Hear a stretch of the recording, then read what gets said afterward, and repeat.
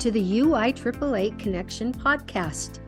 GoFan and VNN are proud to be the exclusive sponsor of the UIAAA Connection. Now a combined company, GoFan and VNN provide a seamless integration for digital ticketing and athletic websites. Direct your fans to one place for all your athletic events, communications, and tickets to home and away games. Thank you to GoFan and VNN for their exclusive sponsorship of the UIAAA Connection. Welcome back to another edition of the UIAAA Connection. I'm your host, Mark Hutch Hunter. Today we have as our special guest, Dory Smith, Certified Master Athletic Administrator, retired, former Director of Athletics at Villa Duchesne High School in Missouri. Correct, Dory? Yes, St. Louis, Missouri. St. Louis. All right. Well, welcome to the podcast, Dory. Thank you. It's great to be here. Let's have you begin by sharing with our international audience where you grew up, where you went to college, first job, etc. Okay, so I grew up in St. Louis, and my husband teases that I was preparing to be an athletic director when I was about 5 because I played about every sport, you could play, basketball, swimming, diving, softball, field hockey, volleyball, etc. And, I was prior to Title IX, so we weren't expected to specialize, which I thought later on when I became an athletic director was actually an advantage because I had played so many sports. And then I went on to a Division III college in Illinois, where I played 4 years. I played 4 years of field hockey, basketball, 3 years of softball, and 1 year of tennis. And it was interesting because it was right prior to scholarships being given for Title IX. And so we competed with Division I colleges. We competed with Indiana, Illinois State, Illinois, and we were as good as they were. And then my junior year, they had just gotten the scholarships because of Title IX, and all of a sudden they were starting to really beat us badly. And that was the difference of Title IX. But so we just played in my last 2 years, we played colleges that were more our size, etc. So yeah, that's how when I grew up. When you want me to tell you a little bit, I majored in political science. I never thought I was going to get into coaching or athletics or whatever, but as you can tell, I played every sport you could play. And right after college, I was looking to get into what job, I wanted to work with juvenile delinquents, that type of thing, because I was a sociology, political science major, but I was waitressing part-time, and I was asked to coach at a local high school. And so that was the fun part of the day. I'd get off, noon waitressing, and I'd go over to the high school and volunteer. And to this day, I will tell anyone volunteering is probably one of the best ways to get into a job, because after that year of volunteering as a coach, they offered me a PE teaching job and coaching job, and I had fallen in love with coaching. I knew that that was what I wanted to do. So do you want me to tell you where we went next?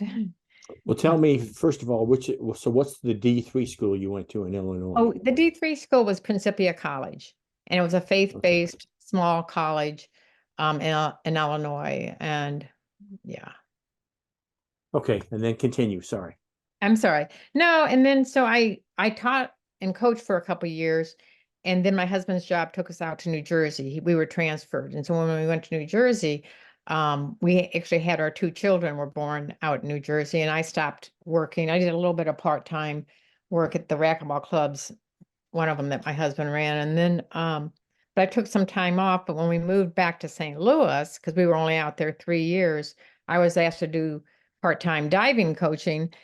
And my husband teased me because I was like, yes, because I had 2 little ones, and it was 2 hours of my day that I was talking to adults and enjoying coaching. And he said, this isn't a profit deal. You're spending more on your babysitting. And I was like, yes, but it's so much fun. And it kept, it kept my foot in the door. I got to do what I love, but I wasn't ready to give up full time with my kids yet. I wanted to be at home. So then our next journey took us to Kansas City. And when we went to Kansas City, I was still taking few years off. I was being asked to run a racquetball club out there by an owner who knew the club was about to go bankrupt. And finally, after a year, I said I would do it. My kids were in school by then. And so I ran a racquetball fitness center for 5 years, and then I was general manager of 3 soccer facilities. And I think that experience really gave me help later as an athletic director, because I worked with budgets, staffing, time management, obviously working with people. And during that whole time, my daughter had really taken up sports as a young one, and so I started coaching her youth teams, softball and basketball. So again, I was keeping my foot in the door with that. And then we were there 10 years, and then we got a call from that school that I had coached and taught at before, and asked if I'd come back and coach and teach. And my husband was asked to, you'll laugh at this, but work in the boys' dormitory and be a coach. And so we went back, and we ended up spending 15 years in a boys' dormitory. I think my husband says I get the award for the longest time as a spouse living in a boys' dorm. But it was a blast. It was a boarding school. We were right on, obviously on campus. And so I coached for about 5 years, and then the athletic director job became available, and I applied, and that's when I became an athletic director at Principia High School. And that was, I was there 6 years, and then I went to Villa de Shin. So it was a lot of moving around, but it all came back to kind of where I started coaching right out of college. And how many years were you at Villa de Shin? I was 6 years at Principia and 9 years at Villa. Okay. All right, I got to get this down. Perfect. Okay. So you talked about, well, I guess we're old enough that I can ask you when you graduated from high school, because you were pre-Title IX.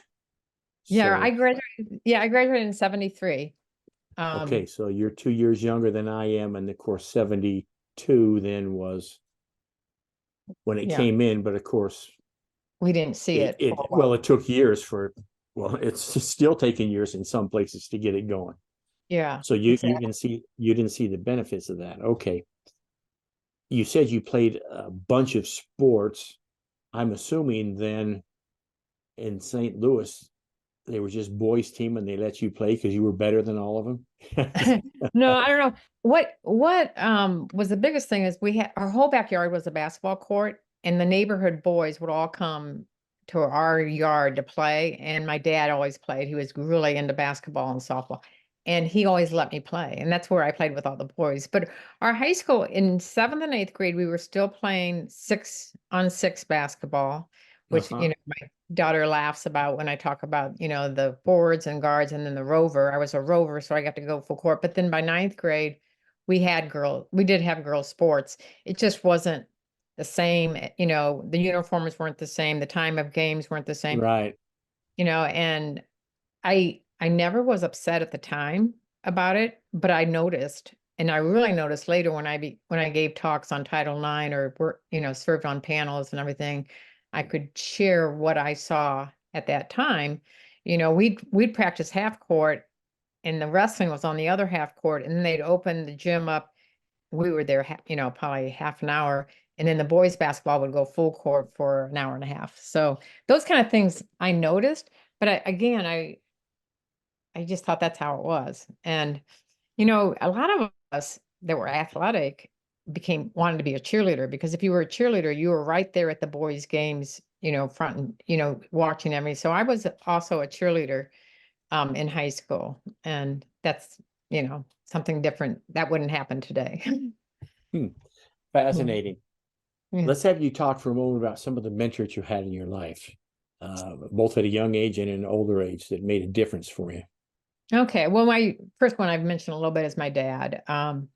He was the most positive person that you would ever want to meet. And he always, like I said, he let me play the basketball games. And when he came home from work, he was a fast pitch softball pitcher, and he always asked if I'd catch his pitches. So I'd be out in the backyard. And there were 5 kids in our family, and 2 boys and 3 girls. So there were boys there too, but he always had me catch them. And then even though no one came to our games in high school. I'd see him up at my basketball game up kind of on the balcony in the corner, hiding out, kind of watching, and not that he was hiding, but no other parents were there. But he just was such a positive influence. I think he taught me a lot of lessons about not using profanity and not drinking. And so he was my hero. I mean, I think I behaved in high school because I respected him so much. So he was one. I've had a few bosses. One boss that was a head of school. I've had some really good bosses, but one of them I was so impressed with is that he knew all the students' names and everything about them. And the kids would say, "How does he know that I have a soccer game like it was a select team soccer game this weekend? How does he know everything about, And he was just like that. And I really looked up to him. And you're going to laugh at this, but probably someone who had the biggest influence on me, and it wasn't good, was my college coach. It was Hmm. funny, back at Division III, I told you, field hockey, basketball, softball. I had the same coach all 3 seasons. And then my senior year, I was like, okay, I want to change. And that's when I played tennis. But she was the most probably negative coach. She would play favor. She'd scream. If we lost a game and we drove vans at that time, she would like drive home at 90 miles an hour. And things about her, I just thought, it doesn't have to be like this, And so when I became a coach, I remember thinking how I wanted to be. And so that's not a mentor, but it did affect me, in a lot of ways. So Hmm. Mhm. That's a that's a fascinating story. It's fascinating that you were not a sports star in college. You were a 4 sports star. So Yeah, hats off to you for that. it was fun. Let's ask you a little bit of a personal question here, Dory. What's your biggest failure or disappointment in life, and what did you learn from it? Well, I think the biggest one is when I was at Villa and I had been there 9 years and things were going very well, but we had a coach that was alcoholic, and the headmaster principal and I had to let her go. And um, I had parents come to me and saying, "You're going to lose your job. This decision, and you're not going to be here much longer." And sure enough, one by one, I was the last to be let go, but her friends were on the board. It was kind of like a Bobby Knight situation, in Hmm. that the kids loved her. Yeah. Some of her friends on the board loved her. And even though they didn't know everything that was involved, some of them realized, with time. But I also know that I always thought, well, if I can go to bed at night knowing I made the right decision for student athletes, then it's okay. And but I always kind of wonder, could I have been more help to her? I always think as an athletic director, our job isn't to fire coaches, but it's to help them. It's help them in their areas that are weak or whatever. This just became a situation where there were some unsafe things going on that we had to make a decision. But that's probably a failure that was tough, to handle. Yeah. Well, thank you for sharing. That's got to be tough, and that's the fact that she had that kind of power with the board people and got back at everybody is it just speaks to how messed up the world is today. I guess Well, is the and best way to say it. yeah, and interesting, 3 months later, that head of school that let me go was fired, but it was kind of done. So Mm. anyway. Let's talk about the job of athletic director. Let's talk about how it's different now than when you first started as an AD. Well, I think more and more, when I started as an athletic director, I think a lot of athletic directors were still coaching, and you don't find that today. You rarely find it. Once in a while, when I was in charge of the mentoring program for Missouri, some of the small rural schools were still having their athletic directors coach, be an athletic director, be a principal. I mean, they were doing everything. But at the schools in St. Louis, most of them say, you either need to be an athletic director or a coach, but you can't do both. So that changed a lot. The other one is to see more women involved. When I first went to the national conference or the state conference, there just weren't very many women there. I was league president in 2013, and I was the only woman in our league, as an athletic director. It never made me uncomfortable. I hear some women just saying, "Oh, I'm the only woman," we need to have more. I just I credit my dad. I just grew up hanging around the guys and, being with men. And I love that more women are involved. And I am a big proponent of that. But that's probably big. And I think the other change, and I don't know enough. I mean, I watch it and I try to keep up with it, but the NIL is something that's probably been a biggest change. And I'm honestly kind of grateful I'm not having to deal with that. But that's a big change that is going on with athletics. Let me ask you this, and I want to make sure that I phrase this correctly, because you and I have known each other for years and years. And of course, you're a successful woman AD. So, and you talked about even in 2013, there maybe wasn't as many women as there are now.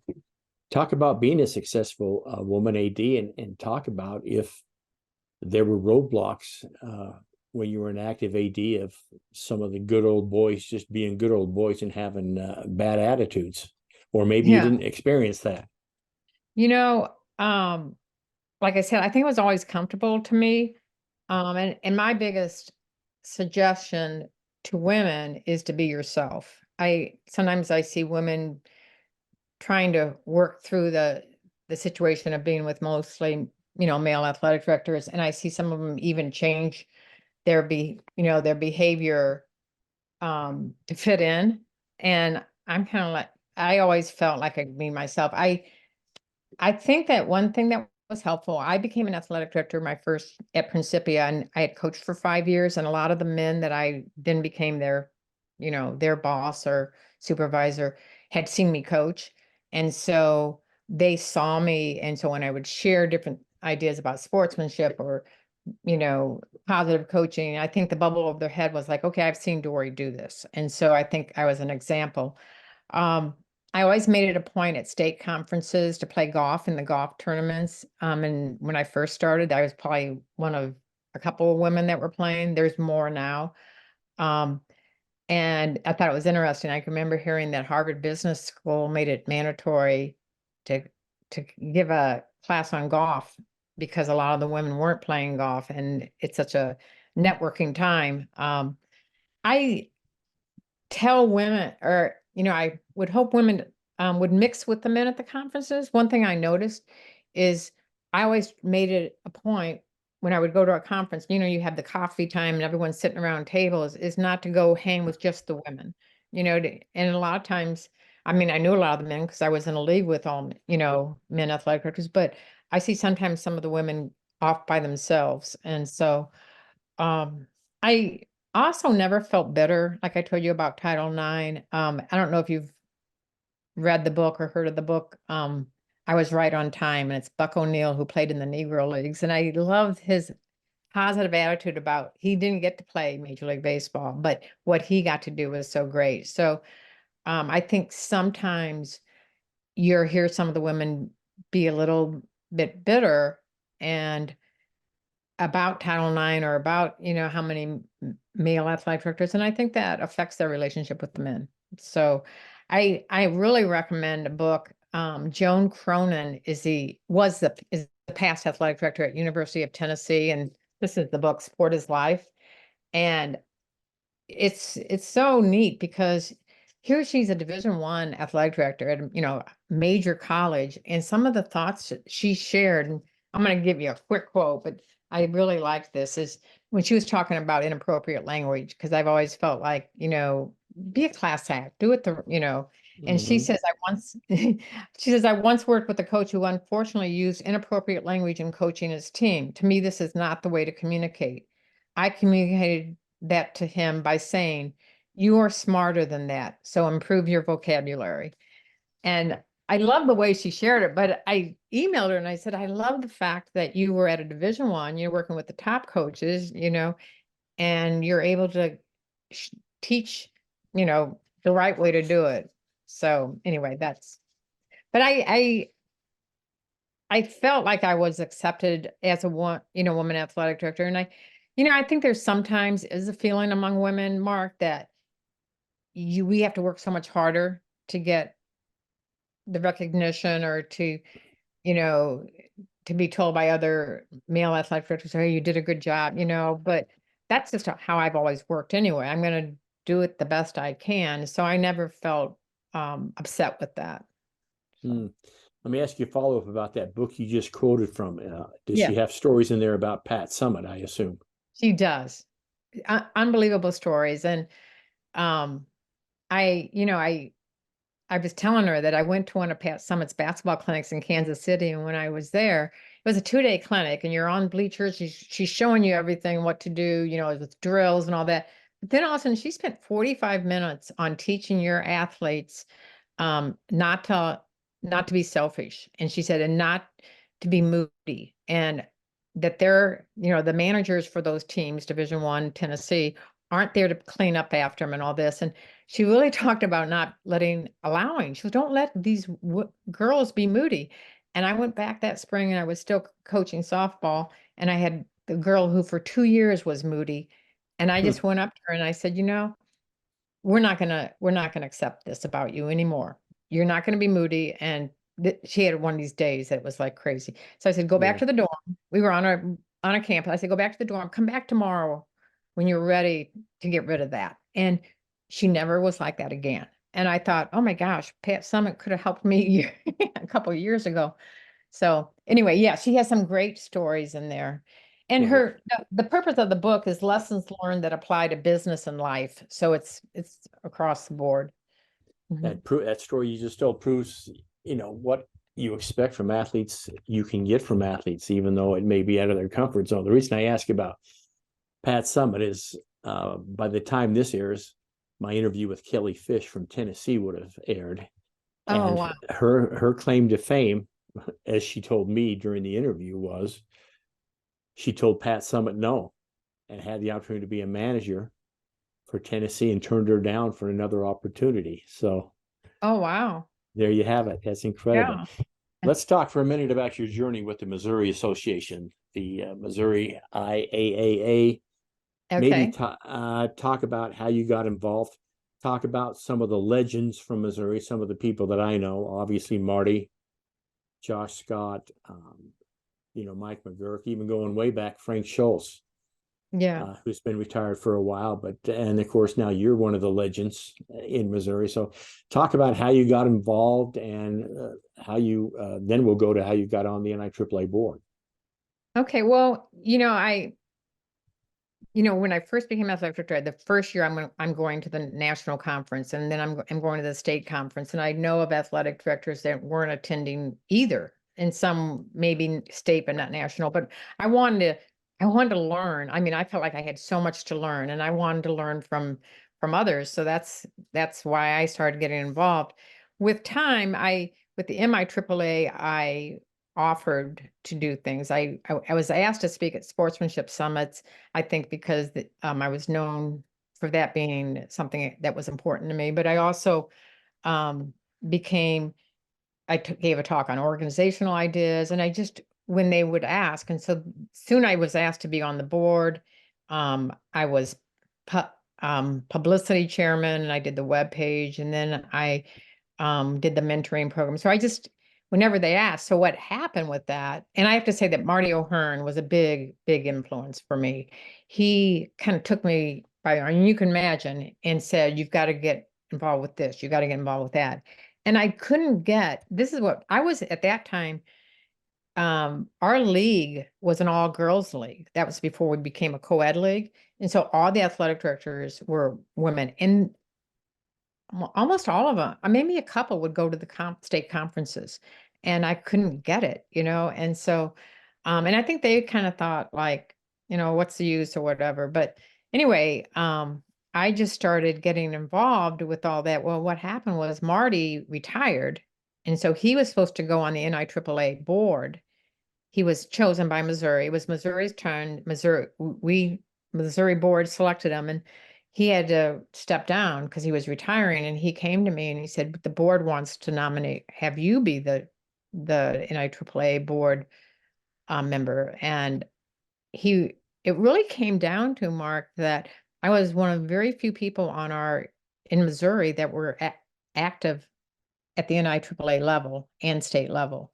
And to me, that was the biggest blessing. As you know, the NIAAA board is probably the highlight of a career. I absolutely loved it. Besides meeting people like you, just everything you learn. So it kind of fell in my lap.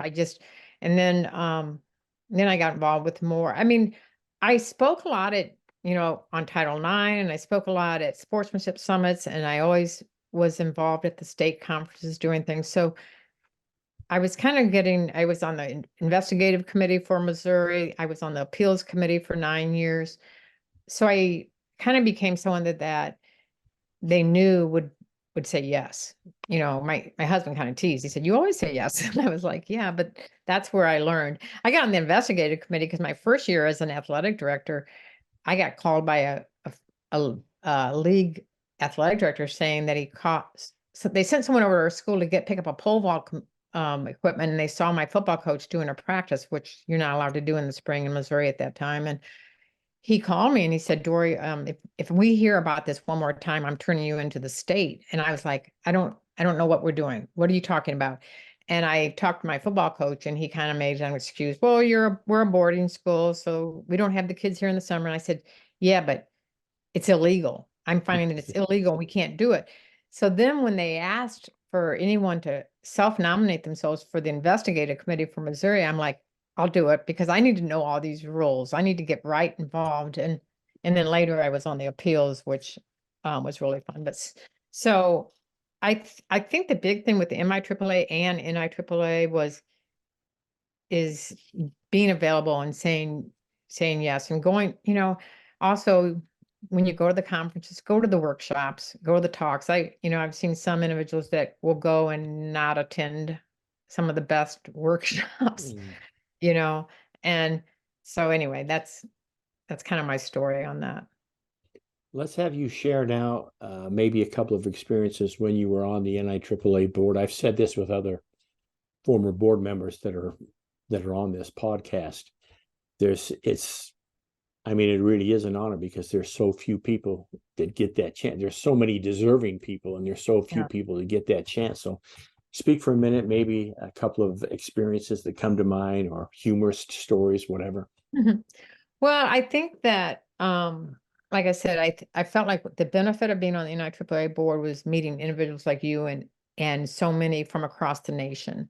And you think we're all different. I mean, because we had them from, some states where to get to one of their high school games, they had to drive like 3 miles in the snow. And then we had some that, had the private and the public leagues were separate, and some that were together. I mean, we had all these different things, but we all really had a lot of the same issues. And so you get together, and the networking part of that was so beneficial, I thought. And I respected the individuals. And I should have said this earlier, Mark, that the executive director and assistant executive director, when we were on the board, Bruce and Mike, were such class acts and mentors, to all of us.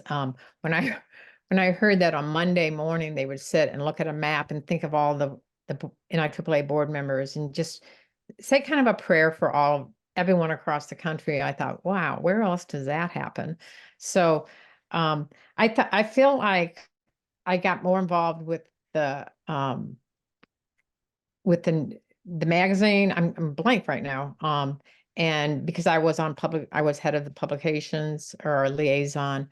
I've made it a point to go to all the states in my section. And so I'm up at North Dakota in the middle of the winter, or it was March, but it was winter. And Yeah.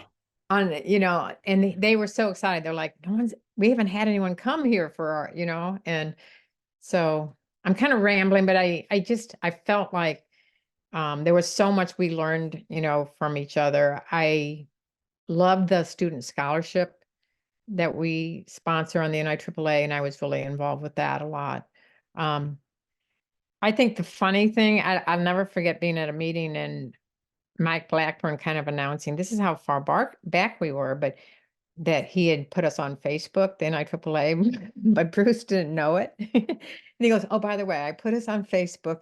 And Bruce had this look. And, I mean, we were seeing things, just start out in some ways. And I even also remember, I think we had the first case out in Colorado, a transgender case. And it was the first one we had heard of.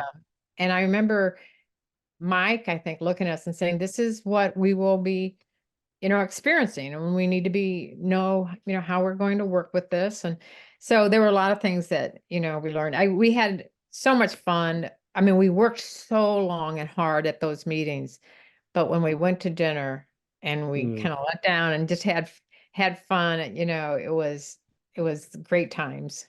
So. Yeah. And that I can just echo what you said about obviously Mike and Bruce. I guess the question comes to mind. So you visited all the states because as a section person, they encourage you to do that with their conferences. So are you the one that began the Section 5 Mafia? Did it start with you or did it happen after you? I don't take responsibility for that. That was after me, but we had our section meetings were really fun. And we had a great group, but that wasn't me. So Yeah, so we'll blame Josh Scott and Mike McGurk for that then. Yeah. And you remind me when Marty kind of took care of me and mentored me and showed me what to do with them. Then I feel like he taught me, because I kind of shared a lot of that with Josh. And he was at his first national conference and he's coming to me going, well, what's the whole thing with the Blazers? What's the NIAAA, And I feel like you kind of pass it down and everyone helps each other. So. Excellent. Talk about your observations. When I say the recent NIAAA conference, for you, it's going to be Nashville, because I realized because of family issues last year, you couldn't go to Orlando. So talk about your observations about the Nashville conference, which, as everyone knows, was the biggest one that the NIAAA had ever had. Oh, I love the national conferences, and I'm not speaking down on those individuals that teach at the local level, at the state level, because you have great teachers and you have great speakers, but it's the top quality at the national. I got to know Lee Green really well. It's a funny story. He taught all our legal issues courses and wrote the books. And I remember one course I was involved with him where he asked the class members, okay, let's make a list of, and he was talking about sexual harassment, and we were making a list, and he was obviously finalizing it on, what you don't do as a coach. But it was a funny story about him. It was my daughter was at a Missouri NIAAA school, and he had come to their school to help her and a teammate talk about Title IX, because they felt like there were Title IX issues at their school. And she told me all about this man that came to visit, and his name was Lee Green. And I went to the national conference like a couple months later, and he's teaching the course I'm taking. And I went up and I made a connection. But the speakers at the national conference are very good, but the class teachers are very good, and the workshops. And again, the networking that goes on. I mean, you think about people from all over the country and the number. How many were at the last conference? I mean, it had to be. I know Nashville was over 2,900, and I think Orlando was maybe over 2,600, the second largest. And you just, you go into workshops, and then you're hear something, and then you're sitting by people from, maybe California or whatever, and you're talking through different things. So, and it's fun. I mean, I'm not saying that you shouldn't have fun at these conferences, because they do a lot of events and everything. But what I really recommend is, if you go to the national conference, that you attend the talks and the classes. And what made me sad, when I was head of mentoring for Missouri, some of the individuals that I got to know really well, their schools didn't have funding for the conferences and they couldn't attend. And so we tried sending letters to the principal, those type of things, like encouraging participation. But let's have you share with our audience the favorite part of your job as an AD, Dory. It was interesting. When I applied to be athletic director, I loved my coaching. Coaching, I could do it all the time. And so when I applied for the job, I asked the search committee, I said, please don't not hire me because you're going to lose me as a coach.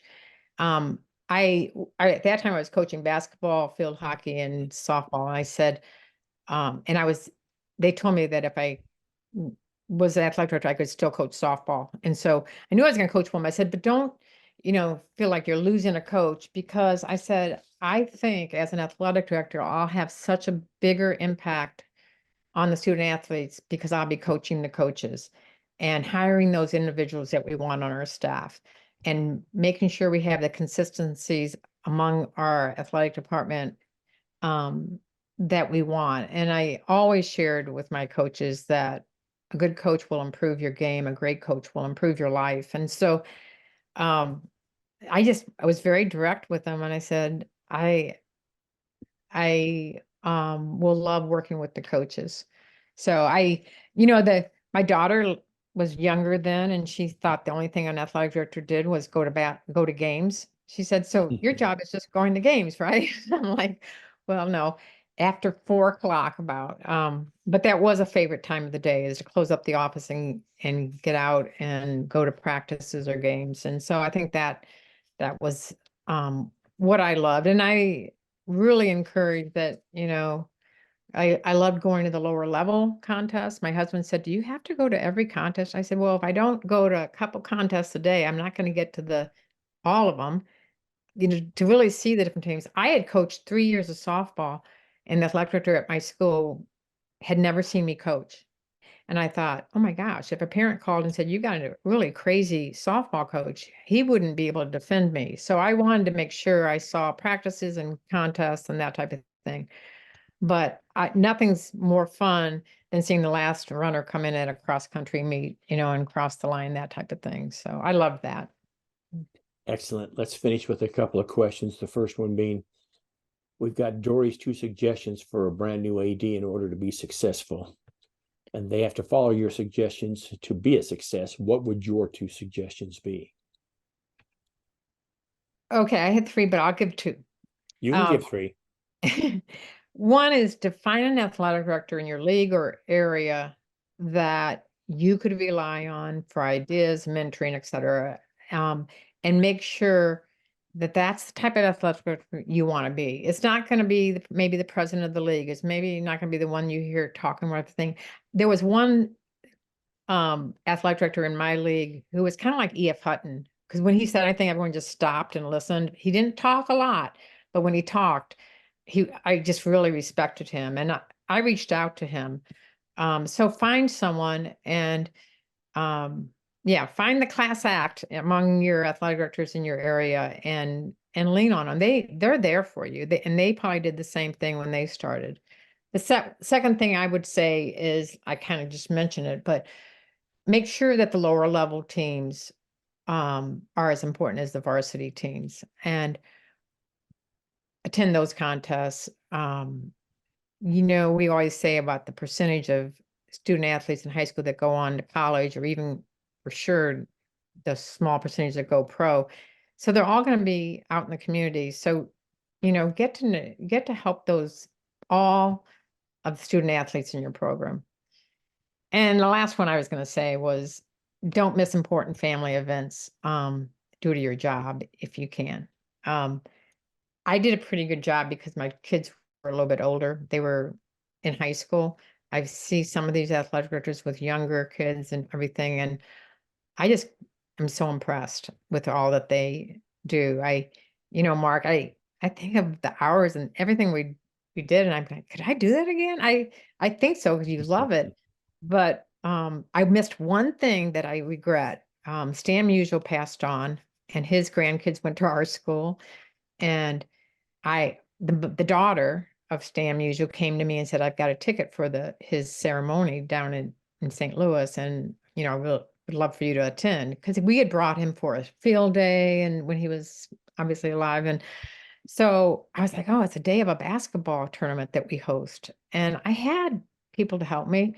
But 2 things. One, I felt bad that I got to go and they didn't get to go. But second, I was like a little bit, I have to do it all. I have to be the one that posts this, and I gave my ticket. I had 2 tickets. I gave it to my daughter and my niece, and they loved it. They had a great, they were so excited when I told them. But I still think back and go, should I have gone to that? So, I mean, just look at things and see sometimes if there's things you shouldn't be giving up. So Great suggestions. Thank you for sharing. You mentioned E.F. Hunton. That brings to mind when you and I served together, the late great Lawrence Johnson. Oh yeah. And he wasn't a big speaker around the table, but Mhm. when he spoke, Everyone listened. Yeah. everyone stopped and they did listen. So thanks for sharing that. We'll finish up with this. Dory, what question should I have asked you that I failed to ask you? Oh gosh. I'm gonna think on that one. Let's say. Um, Maybe the one that's I think the toughest is handling parents, is working with parents. And I think the biggest one, how do you work with parents that are difficult, as we would say. And I think a couple things. One is communicate a lot.